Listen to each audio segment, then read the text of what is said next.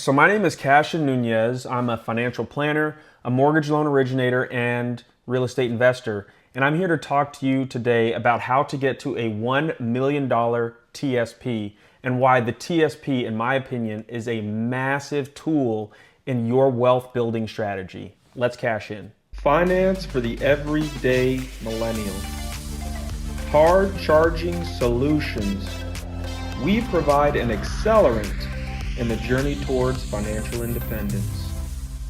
So let's jump into what the TSP is. TSP stands for Thrift Savings Plan, and it is the government's version of a 401k. So it is an employer-sponsored plan that allows people who are eligible to participate in it to invest in their retirement in a tax-efficient way. There's a whole lot of legal jargon around what it means to be tax efficient. There's a separate video on that, and if you would like to see that content, please click up on the card above, or you can go to the Cassian with Cassian YouTube channel and search for that video. So I'm not going to dive too much into that, but the TSP is like a 401k or a 403b or a 457 or all these other tax-efficient employer-sponsored plans afforded to members of the military and other members of the government. And so we're going to talk about how you, as a non-commissioned officer, can take advantage of this TSP benefit. So some of the first things we're going to do is we're going to talk about some of the assumptions that we have to make in order to get to the numbers that I'm about to show you right now. So the first assumption is that the base pay is starting in the year 2025, which is the year that we are currently in, right? And that we are going to experience a 4% increase in pay, just circle 2025, and that we're going to experience this 4% increase in pay each year to account for time and service increases. So every single year you're in the military, you are going to see a pay increase of about 4%. That is an assumption that we are making. And it's based on the fact that we have seen more or less about a 4% increase in pay since about 2017, 2018. All right. We're also going to assume that there is a $500 increase in the contribution limit each year. So in the year 2025, the contribution limit is $23,500. What does that mean? The federal government, or the IRS specifically, is allowing folks that are participating in the employer-sponsored plan to contribute up to $23,500 into this tax-efficient vehicle. You cannot contribute more than that or you will be penalized. And so that's the limitation on contributions to your thrift savings plan. We're assuming that it'll go up by about $500. And that also is based on some relatively solid data that we have found that shows since about 2010, the contribution limit has gone up by about $500. There aren't major leaps, and there are very few instances in which the contribution limit is stagnant. All right. The second assumption, let me go ahead and underline that. The next assumption is that you're starting at 10 years of experience. So when we are running these numbers, we are assuming that you are an E7, a sergeant first class, or a petty officer first class in the Navy, or a master sergeant in the Air Force, or a gunnery sergeant in the Marine Corps, and that you have 10 years of experience as that E7. We are also making the assumption that you have $0 in your TSP when you are starting this plan. I hope, it is my sincere hope, that you do not have a $0 TSP balance at the beginning of this plan. After 10 years of service to the country, I would hope that you have some balance greater than zero as you've been making 2, 3, 4, 5, 6% contributions year over year into this employer-sponsored plan. But for the purposes of demonstrating these numbers, 0, very conservative, right? So we got the 10 years of experience assumption out of the way. The next assumption is that 10% return on investment compounded annually to account for and it accounts for 2% inflation. This is also, I believe, to be a fairly conservative number. We're coming out of years with 17, 20, 25% year over year growth. It's been extremely aggressive in terms of what the S&P 500 has been doing. Small cap, mid cap, a bunch of different indexes have been outperforming the 12% return on investment. And so this number is fairly conservative. If you look back 10 years, it's much higher than 12%. If you look back 30 years, it's about 12%. If you look back even further, that rate goes down to about 9 or 8% depending. So we're going to go with 12%, and then we're going to account for inflation. So these are real numbers, not nominal numbers, giving you a 10% return in real dollars. So that is another assumption that we are making. And the final assumption is that you have opted into the blended retirement system. So if you're in the legacy high 3 system, this isn't going to look how you would expect it to look, because you don't have the 5% match that is afforded to people who are in the blended retirement system. That is the key difference there. You get the benefit of being able to retire after 20 years, receiving a 50% pension and whatever you have contributed into your thrift savings plan. And the folks that are in the blended retirement system have a different multiple. They would have to retire, I think, at about 25 years in order to receive that 50% of their base pay, in addition to the contributions and the growth that they've made into their TSP. But again, for the purposes of explaining this chart, you are in the blended retirement system. You opted in back in 2019 in that 2 or 3 year window that we all had to make the decision to stay legacy high 3 or to go BRS. So with those assumptions explained, we are going to jump into the numbers. So first, we got to orient ourselves to this home row here. And so I'm going to break it down cell by cell. The first one is calendar year. That one's kind of self-explanatory. We are starting this in the year of our Lord 2025, right? We've explained that we are an E7.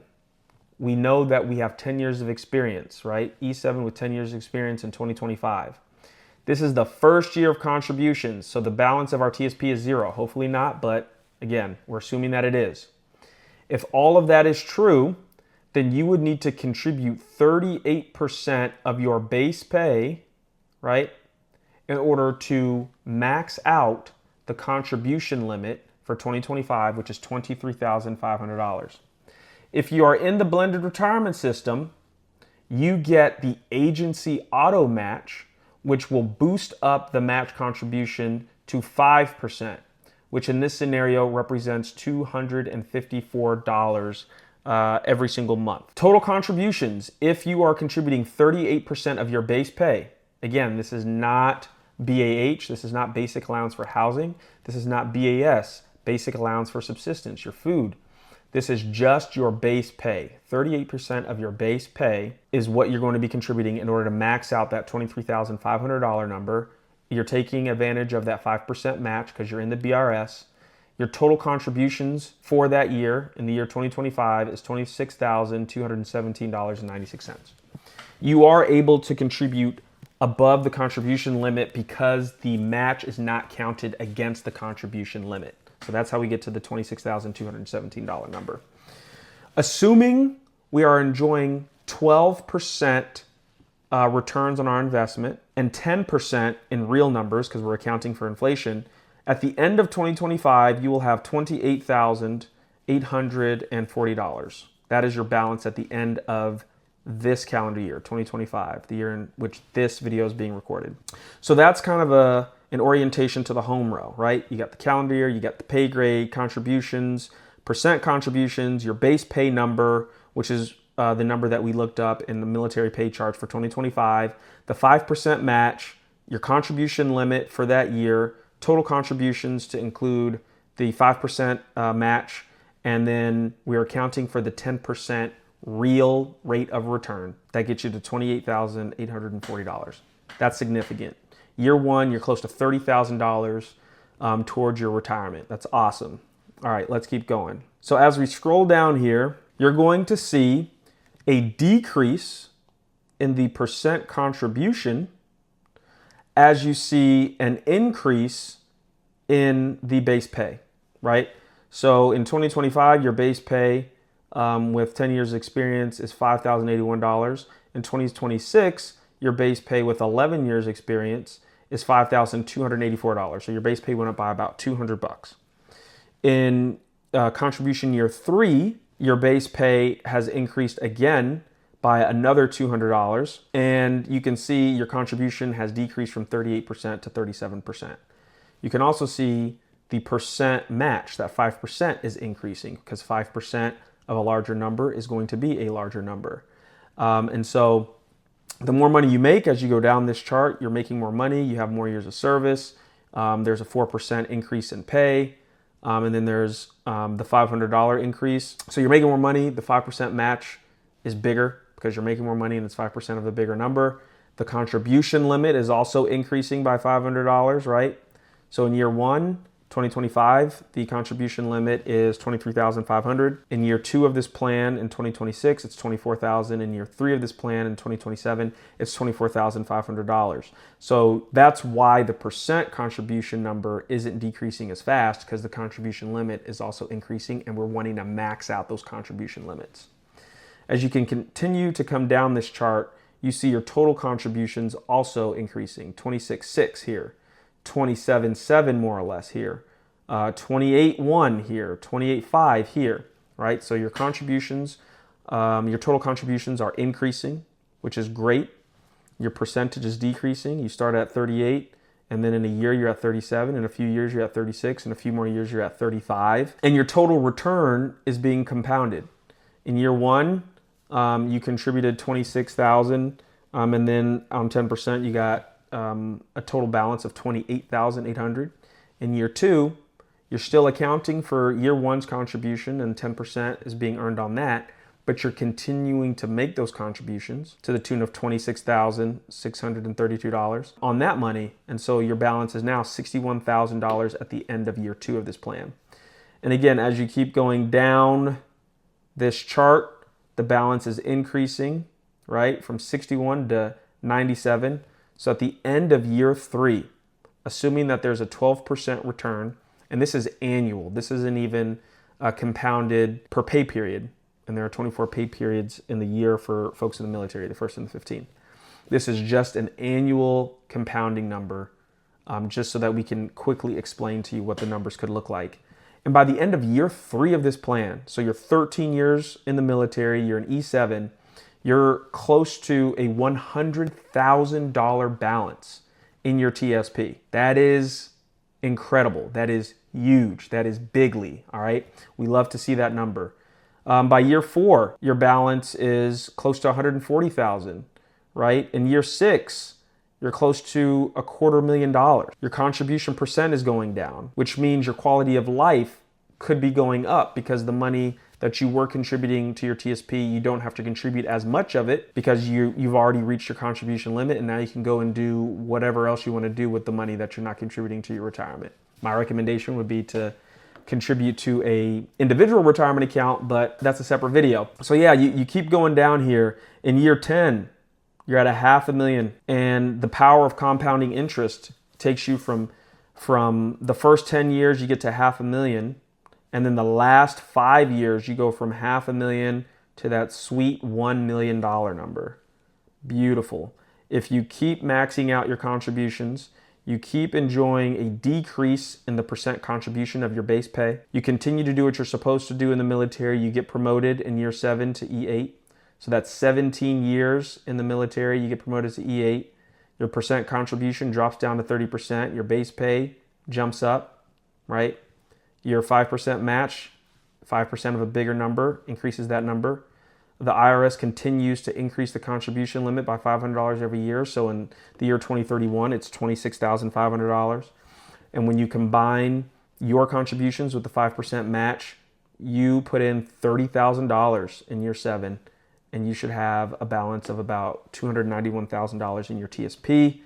At the end of year 7 of this plan, assuming you have a 12% return or a 10% real return, accounting for 2% in inflation. So the math here is really simple. And so people often look at stuff like this and they're like, well, shoot, I've been in the military for a pretty significant amount of time and my balance doesn't look like this. Why is that?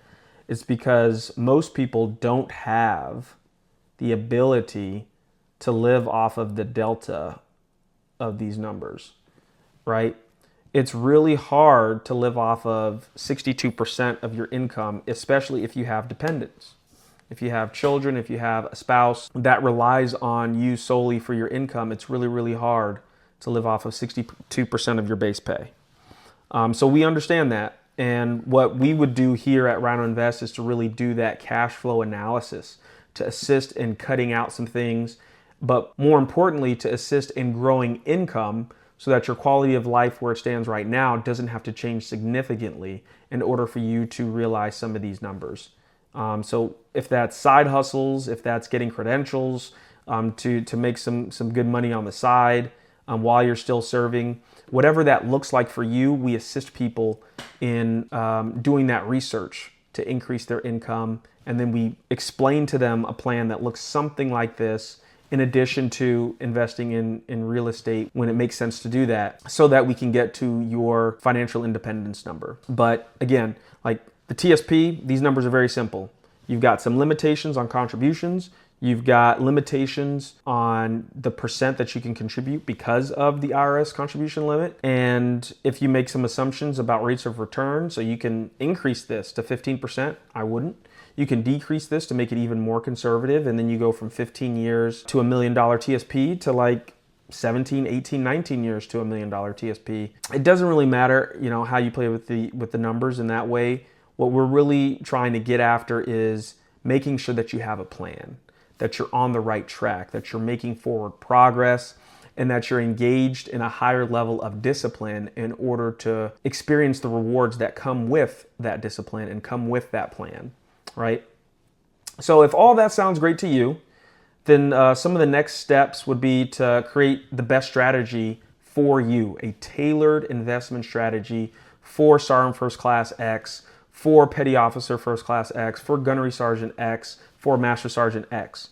So if everything that I said makes sense, if you're interested in learning more, if you're interested in figuring out what you need to do in order to get to that $1 million TSP, then I would encourage you to book a free no obligation call with myself today, and we can run through your numbers. I'll collect some data from you, and then I'll explain to you where you currently are, give you an accurate snapshot, right, of your balance sheet, and then explain how long and what it's going to take in order to get to that $1 million TSP. And so I hope that this was helpful for you. Again, if you have any questions, please leave them in the comments of this video. If you enjoyed the video, please share it, subscribe, like, and hit the notification bell for future content. My name is Cassian Nuñez, reminding you that it is always a great time to invest in real education, invest in performing assets, get rid of bad debt, and then provide oversight to those assets. The RINO Invest and Cash In with Cassian YouTube channels are hosted by Cassian Nuñez. Cassian Nuñez is a financial planner with RINO Invest Wealth Management.